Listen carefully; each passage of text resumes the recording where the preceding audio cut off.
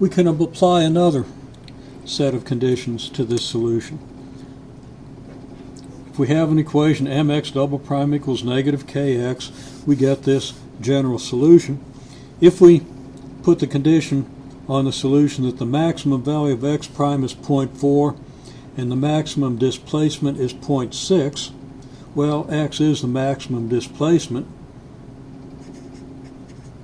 so the displacement x of t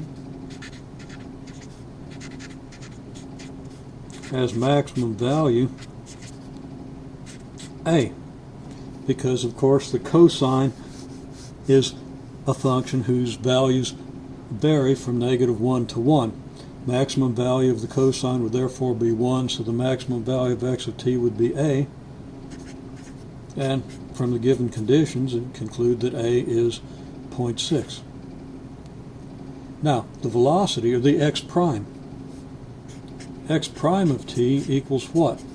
Well, the derivative of a cosine of omega t plus phi naught is negative omega sine of omega t plus phi naught.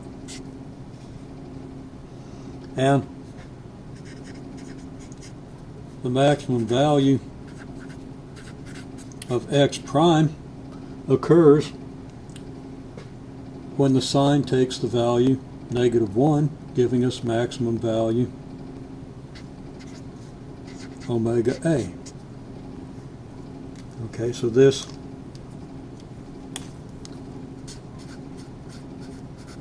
occurs when sine of omega t plus phi naught equals 0. At whatever value or values of t this holds, we're going to get this maximum value.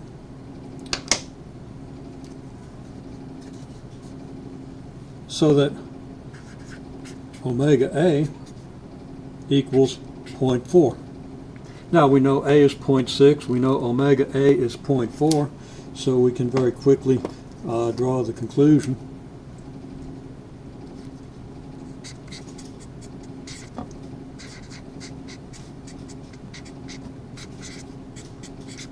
Implies that omega, well, a is 0.6. What do we multiply by 0.6 to get 0.4? Of course, we can plug our symbols in and solve the equations and so forth. We find out that omega is 2/3. The interpretation of omega equals 2/3.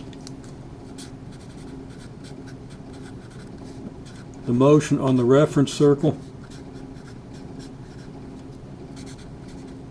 has period 2/3. We haven't specified the units of time, but if t is measured in seconds, that would come out 2/3 of a radian per second.